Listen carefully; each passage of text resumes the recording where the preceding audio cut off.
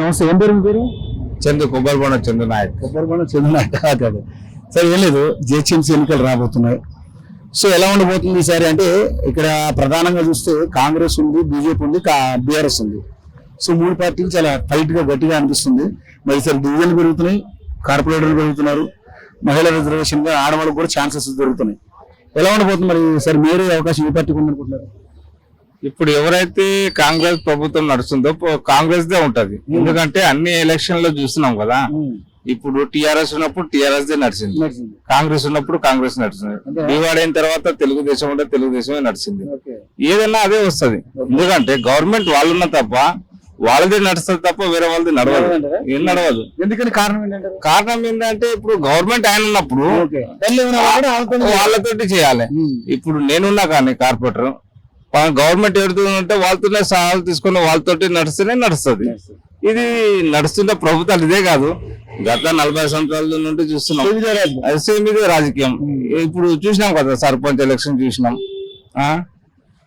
మన పంచాయతీ ఎలక్షన్ చూసినాం, అన్ని చూస్తున్నాం. కాబట్టి ఇట్లానే నడిచిపోతుంది. ఎందుకంటే ఎవరిదన్నా కానీ పెట్టుబడి పెట్టాలంటే వాళ్ళే ఇవ్వాలి. గవర్నమెంట్ ఇచ్చిన తర్వాత గవర్నమెంట్ తోటి మనం చూసుకోవాలి. కానీ నేను ఇండిపెండెంట్ గా నిలబడ్డా గవర్నమెంట్ కే సలహా ఇస్తాను, అంతే కదా. వాళ్ళు అంటే ఈ 2 సంవత్సరాలు నేను ఏకంగా పోటీ చేశాను అనుకో, నేనే నాకు ఎవరైనా ఇస్తేనే కదా, స్పాన్సర్లు ఇయ్యరు, ఎవరు ఇయ్యరు. అందుకే గవర్నమెంట్ పని గవర్నమెంట్ ద్వారా ఏదైతే ఉందో వాళ్ళతోటే నడిచిపోవాలి. మరి ఇప్పుడు జిహెచ్ఎంసీ ఎన్నికలు అంటే గ్రేటర్ మున్సిపల్ కార్పొరేషన్ ఎన్నికలు కాబట్టి మరి ఇక్కడ గవర్నమెంట్ ఎఫెక్ట్ ఉంటుందంటారు కంపల్సరీ? ఎఫెక్ట్ ఎందుకు ఉంటుంది సార్? ఎఫెక్ట్ ఏముంటుంది? వాళ్ళకే గెలుపు ఛాన్స్ గవర్నమెంట్ గెలుపు ఎవరుదున్నా కానీ వాళ్ళకి సలహాదారులు ఉంటారు, స్పాన్సర్లు ఉంటారు, పెట్టుబడిదారులు ఉంటారు, ఓట్లు లిస్ట్ అవుతారు. ఇప్పుడు ఒక గల్లీలో ఏ పని కావాలన్నా కానీ, ఒక స్ట్రీట్ లీడర్ నుండి ఒక రోడ్డు కానీ ఒక ఏదైనా పని కావాలన్నా కానీ గవర్నమెంట్ తోటి కావాలి. మన గవర్నమెంట్ ఏదైతే ఉందో వాళ్ళ పాటే పడాలి, వాళ్ళతోనే నడుచుకొని పోవాలి. సో మీరు కూడా గవర్నమెంట్ సంబంధించిన సంబంధం ఉంటే బెస్ట్ బెటర్ పనులు అవుతాయి, లేకపోతే కాదు. ఇది అందరూ తెలిసిన విషయమే, తెలవాల్సిన విషయం కూడా ఇదే. సూపర్. ఓకే, మరి ఇప్పుడు ప్రభుత్వం 6 గ్యారెంటీలు అంటుంది. ఆ ప్రభుత్వం యొక్క ప్రాబ్లమ్స్ ను కూడా జగన్ గమనిస్తారు కదా. అంటే 6 గ్యారెంటీలు అన్నాడు, గ్యారెంటీలు అంటే ఇప్పుడు కరెంట్ ఫ్రీగా ఇచ్చాడు. ఇప్పుడు సన్న బియ్యం పబ్లిక్ అందరూ బాగుందని టాక్ వచ్చింది.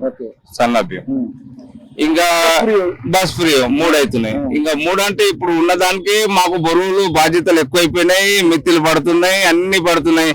ఒక బస్ ఇచ్చేసి మహిళలు బంచుకుని ఉన్నారు. ఇప్పుడు ఏమైనా చెప్పినామనుకో అమ్మోళ్ళు పుట్టింటికి వెళ్ళిపోతా అంటారు. ఉన్న పైసలు ఖాళీ అవుతున్నాయి. ఇది ఖాళీ అయిన తర్వాత మేము ఇంకో దానికి పోవాల్సింది వస్తుంది. సాయంత్రం కాగానే పిలుస్తుంటది. మా బాధ ఎవరు చెప్పుకోవాలి? ఎవరి ఇష్టం వాళ్ళది నడుస్తుంది, నడువుని అన్ని చూసుకుంటే పోతా ఉంటాం. 6 గ్యారెంటీలు 3 వస్తుంది. ఇంకా వాళ్ళు ఇంకొక సంవత్సరానికి ఒకటి వస్తుంది, కంపల్సరీ వస్తుంది. ఎందుకంటే ఒకటేసారి వాళ్ళు దిగిపోయే లోపు ఒకటే అన్ని ఇచ్చేసినాం అనుకో ఇక పబ్లిక్ ఆగరు. ఇప్పుడు బస్సు ఫ్రీ ఉన్నప్పుడు ఆడోళ్ళు ఆగుతున్నారు. ఇంకో 3 ఇచ్చేసినాం అనుకో 2500 వృద్ధులకి 4000 పింఛను అవన్నీ ఇస్తే ఒకటేసారి ఇవ్వడం కాదు, మెల్లమెల్లగా ఇస్తారు.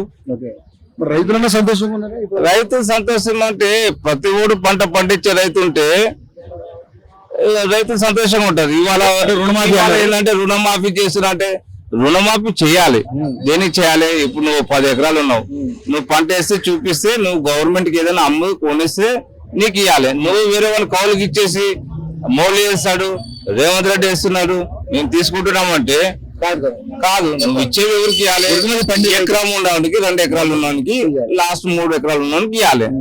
కనీసం ఎకరం లేనోనికి ఇవ్వాలి. 10 ఎకరాలు 20 ఎకరాలు 50 ఎకరాలు ఉన్నవానికి ఇచ్చేస్తే ఇక మీరు అప్పుల పాలైపోతారు, వాళ్ళు మంచిగా అయిపోతారు. ఇప్పుడు ఆల్రెడీ అప్పుల పాలు అయిపోయింది, వాళ్ళు అప్పుల పాలైపోయినాయి. ఆల్రెడీ అప్పులు అనుభవిస్తున్నాం కూడా. ఆ అప్పులు లేకుండా ఉంటే ఇవాళ బంగారం కాదు వజ్రాలు తెలంగాణ ఉంటుండే. వజ్రాలు బంగారు తెలంగాణ కాకుండా వజ్రాలు తెలంగాణ ఉంటుండే.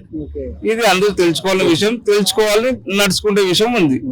కాదు సార్, మరి ఇప్పుడు 10 ఏళ్ళు కేసీఆర్ గారు చేశారు, ఇప్పుడు 5 ఏళ్ళు రేవంత్ రెడ్డి గారు చేస్తున్నారు. బీజేపీకి ఛాన్స్ ఉంటుందంటారా?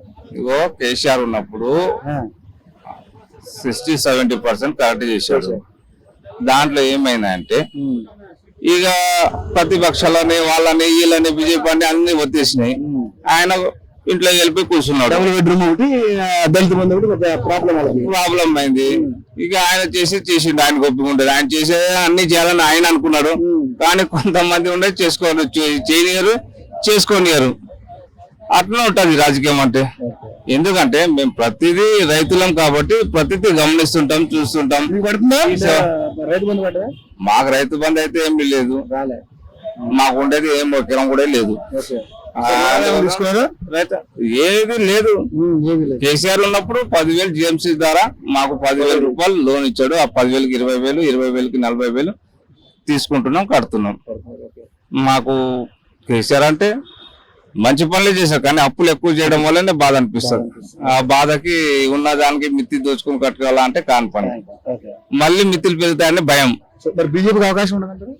బీజేపీ అవకాశం అంటే మహారాష్ట్ర చూసినాం, కర్ణాటక చూసినాం, ఇక్కడ అవతల రాష్ట్రం అధికారం అనే చూసిన అధికారం ఉన్నదంటే అన్ని అయితేనే ఉన్నది. కిందది మీద, మీదది కింద అని అంత రౌండ్ ఆఫ్ చేసుకొని కన్ఫ్యూజ్ చేసేస్తున్నారు.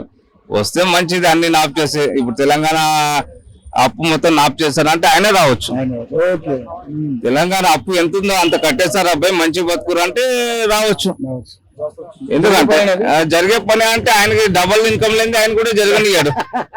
ఆయనకి డబుల్ ఇన్కమ్ ఉంటేనే జరిగే పని. డబుల్ ఇన్కమ్ ఉంటే డబుల్ ఇంజిన్.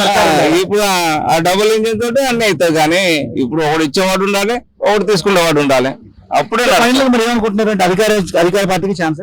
అధికారం పార్టీకి ఛాన్స్ అంటే అది అట్లా ఉండదు. ఇప్పుడు కాంగ్రెస్ మన కర్ణాటక చూసాం సగం డబుల్ అని, మన మహారాష్ట్ర చూసాం. ఇది కూడా చేయవచ్చు. ఛాన్సెస్ అయితే ఉన్నాయి. ఇప్పుడు ఎస్ఐఆర్ వచ్చిందండి, దొంగ ఓట్లు ఫామ్ నింపారు. ఫామ్ నింపాం.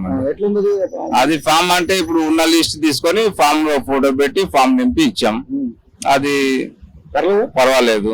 ఇక ఇవి ఇచ్చేది ఏదైనా రేషన్ కార్డు పైన, ఈ ఓట్ లిస్ట్ కార్డు పైన ఇస్తే, ఏదైనా పథకాలు ఇస్తే కరెక్ట్ ఉంటే చేయొచ్చు. డబుల్ ఇస్తే ఇవ్వకూడదు.